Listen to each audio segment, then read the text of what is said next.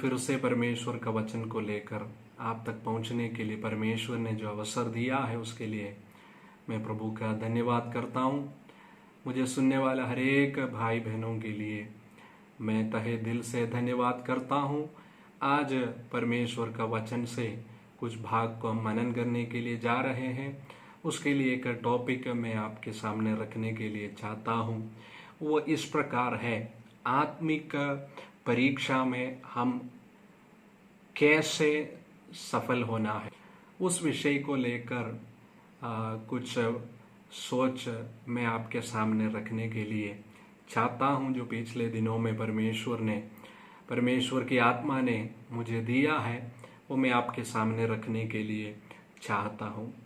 उसके लिए मत्ती रचित सुसमाचार उसका 26वां अध्याय का उसका 41 में हम देखते हैं परमेश्वर यीशु मसीह अपने चेले लोगों के साथ गदसमना में प्रार्थना के लिए जाता है और वहां जाकर गदसमना में पहुंचकर यीशु अपने प्रिय शिष्यों को वहां एक जगह पर बिठाते हुए, प्रिय शिष्य में बोलने के कारण ये है कि यीशु मसीह अपने 12 चेलों में से 3 लोगों को बाकी सबसे प्रेम करते थे। इन तीनों में से भी एक व्यक्ति को परमेश्वर अलग रखते हुए उनसे अधिक प्रेम करता था। और इन 3 चेलों को तीनों को लेकर परमेश्वर गदसमना में, यीशु मसीह गदसमना में पहुंचा और उनको एक जगह में बिठाते और उनसे इस प्रकार कहा कि आप यहाँ पर बैठकर प्रार्थना करो। और उनको वहां बिठाकर यीशु मसीह कुछ दूर और जाकर एक जगह पर बैठकर प्रार्थना करना शुरू करता है। और प्रार्थना करने के बीच में यीशु मसीह आकर चेले लोगों को देखता है। वो क्या करते हैं वो देखने के लिए यीशु मसीह बीच में आता है और यीशु मसीह आकर उनको देख रहा है उस समय कि चेले लोग प्रार्थना के समय में, जिस समय प्रार्थना करना था और यीशु ने उनको कहा था, उस समय वे लोग सो रहे हैं। उनको देखकर यीशु मसीह ने एक चेतावनी उनको दिया है कि उठकर प्रार्थना करो, ताकि आपको एक परीक्षा आपके जीवन में आने वाला है, उस परीक्षा में ना पड़ो, उसके लिए आप उठकर प्रार्थना करो। यीशु मसीह इस बात को कहकर वापस उस जगह में जाता है जहां वो पहले प्रार्थना किया है। थोड़ी देर के बाद आकर यीशु चेले लोगों को देखता है, तब वे लोग फिर से सो रहे थे। तो यीशु मसीह वहां पर जो बात को कहा है वो आज हम परमेश्वर की वचन को मनन करने के लिए लिया है कि आप परीक्षा में फेल ना हो, उसके लिए क्या करना है। क्या आत्मिक जीवन में भी परीक्षा है? परमेश्वर का वचन हमें सिखाता है, हाँ, आत्मिक जीवन में भी परीक्षा होता है। और सब व्यक्ति जो आत्मिक है उनका जीवन में परीक्षा है। सबका परीक्षा एक जैसा नहीं है, सबको अलग अलग परीक्षा जीवन में होता है। उसका एक उदाहरण है अब्राहम। अब्राहम एक परीक्षा से होकर गया है, उनका जीवन में भी परीक्षा आया है। उस परीक्षा में वो विजय प्राप्त किया है। उस आत्मिक परीक्षा में सफल होने के लिए क्या करना है, उसके बारे में परमेश्वर का वचन हमें सिखाता है। परमेश्वर का वचन में इस जो भाग हमने विचार के लिए मनन के लिए लिया है, उस भाग में यीशु अपने चेलों को कहता है कि आप परीक्षा में पराजित ना हो, उसके लिए आपको उठकर प्रार्थना करना चाहिए। देखो, यीशु खुद एक परीक्षा में है और यीशु के साथ साथ अभी चेले लोग भी परीक्षा में पढ़ने वाला है, परीक्षा में प्रवेश करने वाला है। लेकिन यीशु मसीह चाहता है कि अपने चेले लोग उस परीक्षा में पराजित ना हो। वो नहीं चाहता है कि अपने चेले लोग एक पराजय की अवस्था में रहे। हालेलुया। आज हमको देखकर, हमारी आत्मिक जीवन को देखकर परमेश्वर ये चाहता है कि जयवंत आत्मिक जीवन हम बिता पाए। लेकिन हमारी आत्मिकता को लेकर अगर हम पीछे मुड़कर देखें तो हम में से कई लोग ये नहीं बोल पाएंगे कि मेरा आत्मिक जीवन ये एक सफल आत्मिक जीवन है। कई लोग आत्मिक जीवन में पराजित है। लेकिन अगर आपको आत्मिक परीक्षा को अगर आप सफल होना है तो आपको प्रार्थना की जरूरत है, आपको प्रार्थना करना है। देखो, यीशु मसीह चेले लोगों के लिए सबको लेकर प्रार्थना किया हुआ है। यूहन्ना रचित सुसमाचार में जब हम पढ़ते हैं 17वां अध्याय में, यीशु मसीह सबके लिए प्रार्थना किया है। लेकिन वो मतलब नहीं है कि आप आपके आत्मिक जीवन में सफल हो जाएगा। प्रियो, आपको खुद आपकी आत्मिक जीवन को लेकर प्रार्थना करना जरूरी है। हालेलुया। कई लोग प्रार्थना के विषय में किसी और व्यक्ति से डिपेंडेंट है। वे या फलाना व्यक्ति मेरे लिए प्रार्थना कर रहा है, वो सिस्टर मेरे लिए प्रार्थना कर रहा है, वो पास्टर मेरे लिए प्रार्थना कर रहा है, वो चर्च मेरे लिए प्रार्थना कर रहा है। हाँ, जरूर वे लोग आपके लिए प्रार्थना करते हैं। यीशु मसीह खुद अपने चेले लोगों के लिए प्रार्थना किया है। उसका मतलब ये नहीं कि आपका जीवन, आपके आत्मिक जीवन एक सफल आत्मिक जीवन होंगे। हालेलुया। आज आपको एक बात समझना है, आपके आत्मिक जीवन को लेकर आपको खुद को प्रार्थना करना जरूरी है। हालेलुया। वहां पर प्रार्थना करने में जब चेले लोग पराजित हुआ, वे उनका परीक्षा में भी पराजित हुए हैं। अगर आपके जीवन में प्रार्थना करने में आप पराजित है तो आपकी आत्मिक जीवन में भी, आत्मिक जीवन के परीक्षा में भी आप सफल नहीं होगा। तो सबसे मुख्य बात मैं कहने के लिए चाहता हूं, अगर आपके आत्मिक जीवन एक सफल होना है तो पहला चीज आपको प्रार्थना में एक सफल प्रार्थना जीवन बिताना जरूरी है। यीशु मसीह का जीवन को अगर आप पढ़ते हैं, देखते हैं परमेश्वर का वचन से, जहां जहां यीशु मसीह बड़े चिन्ह और चमत्कार किए हैं, वहां यीशु मसीह ने प्रार्थना के द्वारा ही वहां पर उस सेवकाइयों को किया है।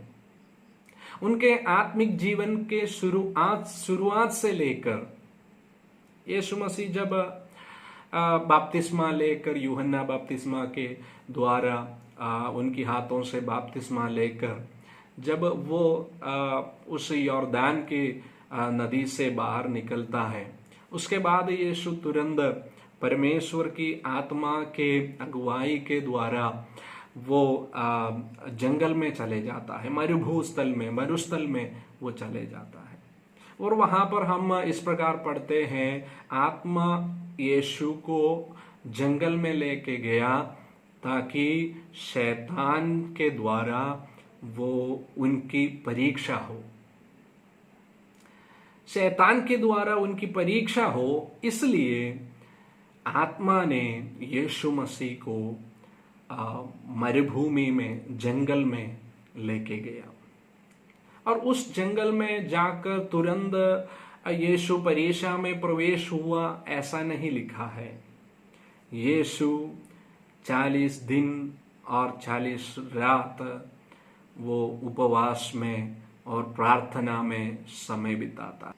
अगर आपके जीवन की, आत्मिक जीवन की परीक्षा में आपको सफल होना है, मैं कहने के लिए चाहता हूं, आपको उपवास की जरूरत है। हालेलुया। और जब हम आगे बढ़ते हैं, परमेश्वर का वचन जब हम पढ़ते हैं, यीशु मसीह का परीक्षा शुरू हो गया। परीक्षा से पहले यीशु मसीह 40 दिन और 40 रात यीशु मसीह उपवास लिया, और उस उपवास खत्म होते ही परीक्षा लेने वाला यीशु के पास पहुंचा, और वो परीक्षा शुरू कर दिया, क्वेश्चंस शुरू कर दिया। दो चीज हमने देखा परीक्षा में पास होने के लिए, सफल होने के लिए क्या करना है। एक हमने देखा परीक्षा में सफल होने के लिए प्रार्थना की जरूरत है। मैं कह रहा हूं आत्मिक परीक्षा के विषय में। दूसरा है, आत्मिक परीक्षा में आपको सफल होना हो तो दूसरा चीज है कि आपको उपवास की जरूरत है। और आगे बढ़ते हैं, यीशु मसीह को एक एक प्रश्न शैतान पूछता है। पहले आकर यीशु मसीह 40 दिन और 40 रात के उपवास लेने के बाद उनको भूख लगा। तो पहला प्रश्न वहां पर इस प्रकार आया कि शैतान यीशु के पास आकर कहता है, तुम्हें भूख लग रहा है तो आप आज्ञा दे दो, क्योंकि आप परमेश्वर का पुत्र है। आप आज्ञा देकर पत्थर को रोटी में बदल डालो और आपके भूख को मिटा लो। हालेलुया। शैतान का पहला प्रश्न इज्जत के सवाल है। यहां प्रश्न पूछा गया है, अगर आप परमेश्वर का पुत्र हो तो ये करो। हालेलुया। तो यीशु मसीह वचन को लेकर उस प्रश्न का आंसर दे देता है। जो शैतान ने करने को कहा वो उसने नहीं किया, लेकिन वचन को लेकर उस प्रश्न का आंसर, जवाब वो देता है। वो इस प्रकार कहता है, मनुष्य केवल रोटी से नहीं, परमेश्वर की मुंह से निकलने वाला परमेश्वर के वचन के द्वारा भी जीवित रह सकता है। हालेलुया। तो आत्मिक जीवन की परीक्षा को सफलतापूर्वक पास होने के लिए तीसरा चीज मैं कहने के लिए चाहता हूं, आपको परमेश्वर की वचन की जरूरत है। हालेलुया। पहला चीज हमने देखा, आपको प्रार्थना की जरूरत है। दूसरा हमने देखा, यीशु मसीह 40 दिन और 40 रात उपवास में बिताया। हमें चाहिए, हमें अगर हमारी आत्मिक जीवन में सफल होना है, हमें चाहिए उपवास और प्रार्थना। तीसरा हमने देखा, जिन जिन प्रश्नों को शैतान यीशु के सामने लेके आया है, उन सारे प्रश्नों का सॉल्यूशन, उस सारी प्रश्नों का जवाब यीशु मसीह परमेश्वर के वचन के द्वारा देता है। वो वचन से ही उन सारे परीक्षा को, सारे प्रश्नों को उसने उत्तर दिया है। हमें परमेश्वर की वचन पढ़ना, परमेश्वर की वचन की ज्ञान में बढ़ना हमें जरूरी है। हालेलुया। आज मुझे सुनने वाले,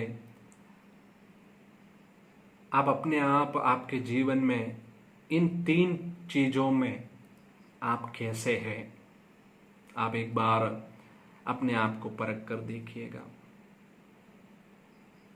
यीशु मसीह उस गत्समना से लेकर उनके जीवन में जो परीक्षा हुआ है, कई जगहों पर, कई कोर्ट में, कचहरी में उनको लेके गया, कई सारे प्रश्न उनके सामने पूछा गया, कई प्रश्नों के सामने वो चुप रहा।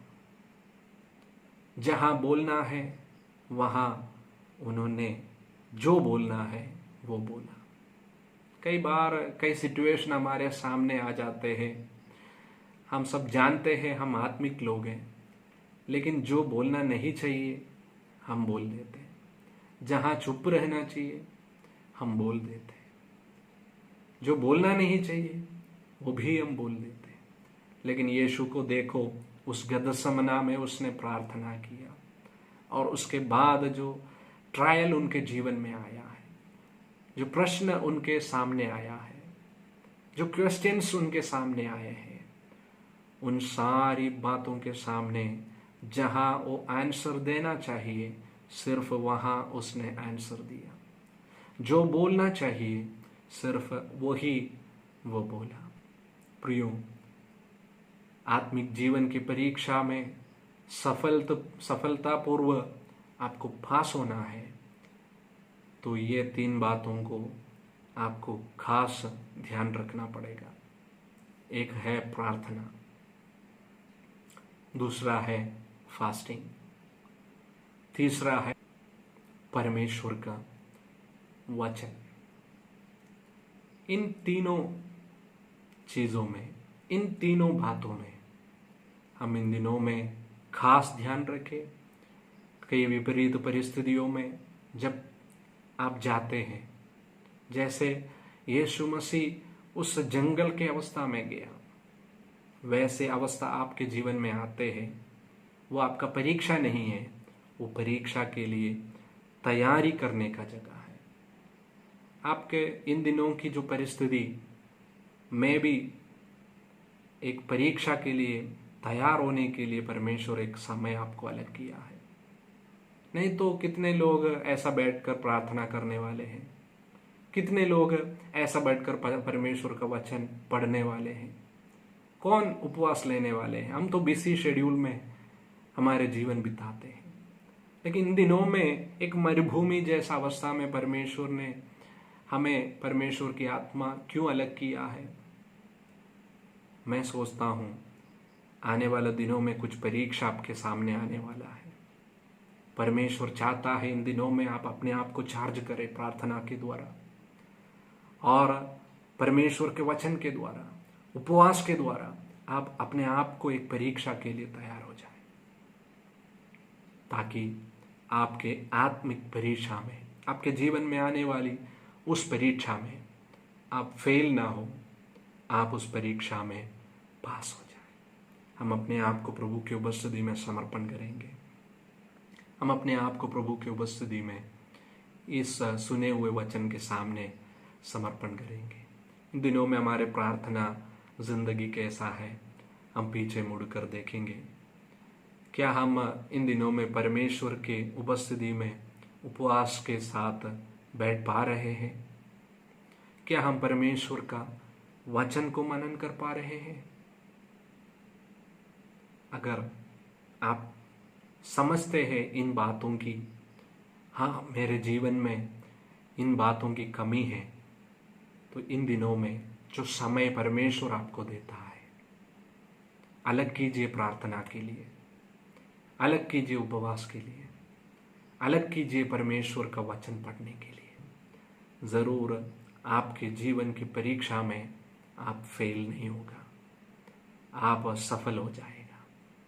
परमेश्वर आपको आशीष करे। ये प्रार्थना के साथ इस वचन के मनन को मैं समाप्त करने के लिए चाहता हूँ। प्रभु हम सभी को आशीष करे।